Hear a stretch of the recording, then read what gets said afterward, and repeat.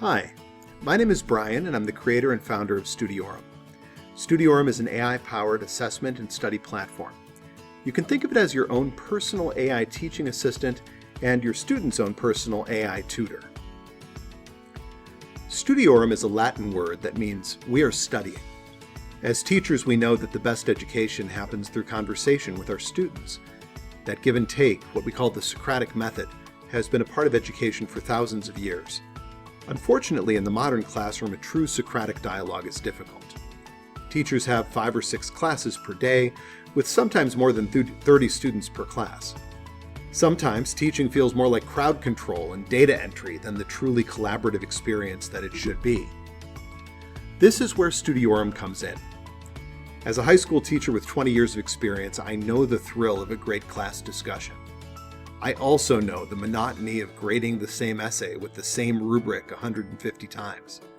So I thought to myself, what if an AI could follow the rubric doing the first pass of the grading process? What if an AI could analyze student data, telling me what to reteach?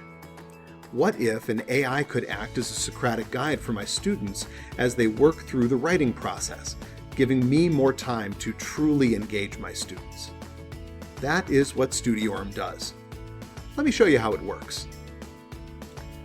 When you log in as a teacher, you'll come first to the content creation page. Studiorum gives you the tools to create course content for any subject area.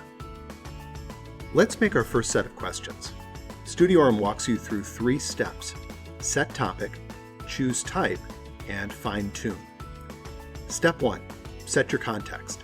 Start with the subject area. Here you'll see that I've chosen history and social studies. Then the course. All of the College Board's AP courses are included, as well as other courses that are taught at the middle and high school level. Then you set the question level. This sets the reading level of the question, and you can also set the output language if you're teaching non-English speakers. And then finally the topic itself. For AP courses, you can choose the period or unit that you want to create questions for, but you can also type in a topic that you want to generate questions about. So here, we're going to type in the New Deal. Then, you go to Choose Question Type. There are dozens of different question types: DBQs, short answer questions, full AP free response questions, games, etc. But for now, we'll start simple, and we'll just create some multiple choice. So click Multiple Choice Standard. Then click Next. Now you get to fine-tune. Every question type has fine-tuning filters that allow you to customize the question for your personal needs. Notice it remembers your context up here in this blue box. For multiple choice questions, you can customize the questions to the Bloom's taxonomy levels that you are testing. So you can click on lower level Bloom's questions or higher level Bloom's questions. We're going to click on the lower level Bloom's questions here. Then you can also toggle the number of questions that you wish for it to create and whether or not you want the AI to create explanations to explain why the incorrect answers are incorrect, for example. And then you generate your content. Notice each generation costs tokens. You get some tokens for free when you sign up, but you should purchase more in the token shop. If you're a teacher using Studiorum as a school-provided resource, you may have tokens already available to you. Then hit Generate. While the AI works, it'll even teach you a little bit of trivia. After about 10 seconds, you'll see questions on the New Deal appear just below the panel here. So these questions tend to be pretty good. When you click on an answer in the question, it'll tell you why incorrect answers are incorrect, and it will also tell you why correct answers are correct. For nearly every question type, your students also have the option to chat with our onboard AI Socratic tutor, Magis.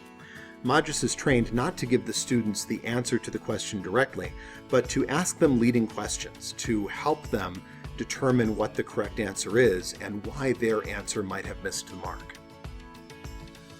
Once you've tested the questions, in this dialog, you can save the questions to your test workspace. You save questions by clicking on the bookmark in the upper right-hand corner of the question. If the bookmark turns green, that question has been saved to your test workspace. When you open up your test workspace, you'll see all of your saved questions. If you've created a lot of questions in Studiorum, this will act as a testing bank. And you can use tags in your testing bank to organize all of your questions. You can take these questions and edit them in the testing bank by clicking on this edit icon. Everything in Studiorum is editable, so when the AI creates something, it's sort of like a first draft. You as the teacher can then go in and make sure that the questions are to your liking. If you want to add questions to a test, simply click this plus button next to the question, and it'll add it to the test workspace. You can also edit your test by providing testing instructions, and you can publish your test. So, in the test workspace, you can export the test to a printable PDF if you want to give a paper test, and also to formats that work with most learning management systems, like Moodle, Schoology, Canvas, or Blackboard. You can also publish the test here in Studiorum and deploy the test to your students with a link to a Studiorum test. When you click Publish Test, you'll see a lot of different options. The first thing you'll want to do is give your test a title. We're just going to call this Test 1. You can also give it a folder or class name to help organize all of your tests. If you're using Studiorum for a lot of different courses, I definitely suggest doing that. Then you choose the assessment mode. If you want your students to take this test in one sitting, and you don't intend for the students to receive any AI help, then choose Summative assessment. This is best for exams. Formative assessment provides a lot of AI assistance to your students. For example, in a test that has writing questions, your students can submit their questions to an AI reviewer. The AI reviewer will come back and give them comments on their writing. In tests that have multiple choice questions, the students can click through the choices and they can find out why certain choices are wrong and certain choices are right. For formative assessment, this is the best thing to do. There's also some testing security that's provided through Studiorum. We don't have a perfectly locked down browser, but we have the next best thing. You can monitor tab switching. You can disable copy and paste so your students can't generate their essay in an AI program and paste it into Studiorum. And you can also enforce full screen, and the program will tell the teacher when the student leaves full screen mode. So it's not a fully locked down browser, but it's very close. Once you finish creating your test, you can publish your test, and you'll see that your test now appears in your testing dashboard. On the testing dashboard, you can do a few things. You can edit the test. This will bring it back up in the test workspace. You can preview the test to see it in our testing system. And you can share the test. This button gives you a public link for the test that you can post to your learning management system. You can also embed a test into your LMS if you don't want your students to have to leave your learning management system. Once students take a test, all of their submissions will appear here in the dashboard. And so that's the general workflow for Studiorum.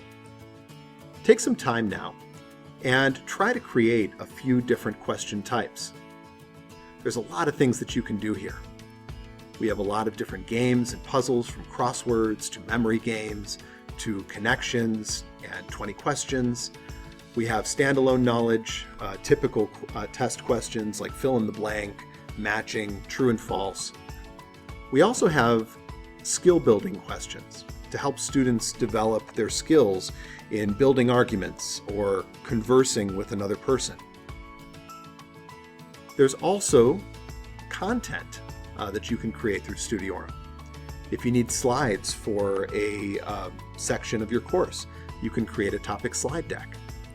If you want to create a content page for an online class, you could create it here. So all of this material is available to you. Take some time and explore, and I'll be back in future videos to show you how some of these work.